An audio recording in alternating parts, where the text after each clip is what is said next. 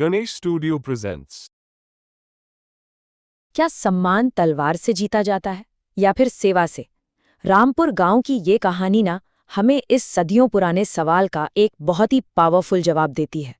तो चलिए आज हम इसी कहानी को समझने वाले हैं, जो हमें सिखाती है कि सच्चा और टिकाऊ सम्मान आखिर कमाया कैसे जाता है। और यही सोच, यही आइडिया इस पूरी कहानी के सेंटर में है। ये कहानी एक ऐसे गांव की है जो एकता और बंटवारे के बीच फंसा हुआ है, जहां असली ताकत डराने धमकाने में नहीं बल्कि सेवा करने में है। और बस यहीं से उस टकराव की नींव पड़ती है जो रामपुर को हमेशा के लिए बदलने वाला था।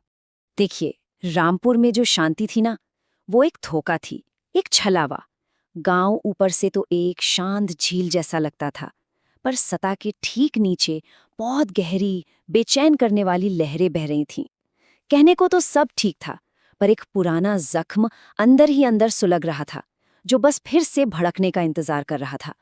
हुआ ये था कि राजपूत और दलित समुदायों ने अपने पुराने मतभेद सुलझाकर आगे बढ़ने का एक रास्ता तो निकाल लिया था, लेकिन गांव का वो गरीब सेवक वर्ग जो सबकी सेवा करता था, वो अब भी हाशिए पर था। उनकी दिन रात की मेहनत को अनदेखा किया जा रहा था, जैसे वो समुदाय का हिस्सा होकर भी किसी को दिखाई ही न देते हों। तो अब बात करते हैं उस चिंगारी की जिसने इस झूठी शांति में आग लगा दी। सोचिए, एक अकेला पोस्टर, एक छोटा सा पोस्टर गांव की इतनी नाजुक एकता को कैसे तोड़ सकता है? चलिए देखते हैं। और देखिए विडंबना, ये सब हुआ नवरात्रि के दौरान, एक ऐसा त्योहार जो एकता और उत्सव का प्रतीक होना चाहिए। इससे ये भी पता चलता है कि कैसे सोशल मीडिया एक छोटी सी चिंगारी को जंगल की आग में बदल सकता है और पल भर में बंटवारे और अविश्वास की खाई को और भी गहरा कर सकता है। ये सिर्फ एक सवाल नहीं था, ये एक चीख थी, निराशा की, धोखे की और गुस्से की चीख। ये सवाल पूछ रहा था, क्या हमारे होने का, हमारी इंसानियत का कोई मोल नहीं है? गांव के लिए उनकी लगातार सेवा का बदला उन्हें अनादर से मिला।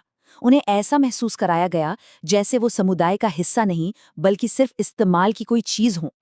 तो यहाँ से कहानी एक बहुत ही अहम मोड़ लेती है कि कैसी गांव इस टकराव से निकलकर एक समाधान की ओर बढ़ता है। और इस पूरी उथल-पुथल के बीच एक ऐसा हीरो सामने आता है जिसके बारे में किसी ने सोचा नहीं था। विक्रम सिंह, एक नौजवान जिसकी सोच और दूरदर्शिता उसकी उम्र से कहीं ज्यादा थी। विक्रम सिंह ने आते ही जैसे आग पर पानी डाल दिया। उसने नफरत का जवाब नफरत से नहीं बल्कि एक बहुत ही सरल लेकिन दमदार विचार से दिया। एक साझा पोस्टर। ये सिर्फ एक कागज का टुकड़ा नहीं था, नहीं, ये एक सिंबल था जो कह रहा था, हम अलग हो सकते हैं पर हम एक हैं। तो ये स्लाइड विक्रम सिंह की जो पूरी फिलॉसफी है ना, उसे बहुत अच्छे से सामने रखती है। ये असल में दो अलग अलग दुनियाओं का टकराव है। एक दुनिया जो जोर जबरदस्ती पर बनी है, जो डर के खत्म होते ही ढह जाती है, और दूसरी दुनिया वो है जो सेवा पर बनी है, जो हर मुश्किल में खरी उतरती है और विश्वास को जन्म देती है। और अपनी बात को समझाने के लिए विक्रम सिंह ने सिर्फ शब्द नहीं कहे बल्कि इतिहास से एक जबरदस्त कहानी सुनाई।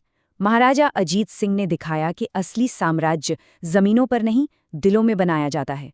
उन्होंने अपने लोगों की रक्षा की और बदले में उन लोगों ने अपनी वफादारी दी, अपनी मर्जी से, खुशी खुशी।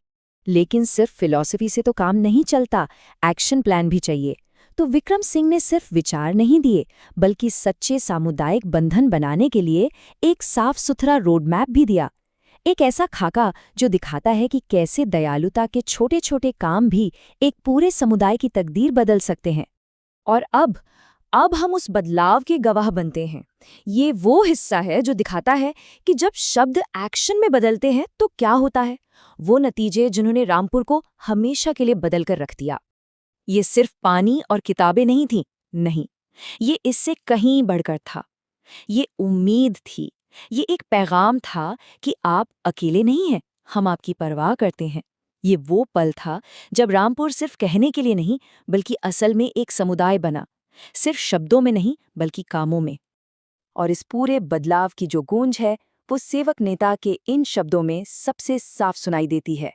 ये एक ऐसी जीत थी जिसे किसी जंग के मैदान में नहीं बल्कि इंसानी रिश्तों और सेवा के जरिए जीता गया था। ये दिलों की जीत थी। लेकिन कहानी यहीं खत्म नहीं हुई। इस नई एकता का एक आखिरी टेस्ट होना अभी बाकी था। अब वो पोस्टर सिर्फ कागज और स्याही नहीं था, वो उनकी इज्जत थी, वो उनका सम्मान था और वे इसके लिए लड़ने को तैयार थे। जो समुदाय कभी पीड़ित था, आज वो अपनी साझा पहचान का सबसे बड़ा रक्षक बन गया था। तो आखिर में रामपुर की ये कहानी हमें सिखाती क्या है? वो कौन सा स्थायी सबक है जिसने इस गांव को बदल दिया और जो शायद हमें भी बदल सकता है? और इस तरह हम कहानी के बिल्कुल सार पर, उसके निचोड़ पर वापस आ जाते हैं। हिंसा एक तूफान की तरह है जो आता है और गुजर जाता है, लेकिन सेवा एक पेड़ की तरह है जिसकी जड़ें गहरी होती हैं और जो हमेशा खड़ा रहता है। असली ताकत काबू पाने में नहीं, बल्कि करुणा और सेवा में है। तो ये कहानी हमें इसी एक सवाल के साथ छोड़ जाती है। ये एक ऐसा सवाल है जिसका सामना हम सभी को अपनी जिंदगी में कभी ना कभी करना पड़ता है। क्या हम डर से राज करते हैं या सेवा से दिलों को जीतते हैं?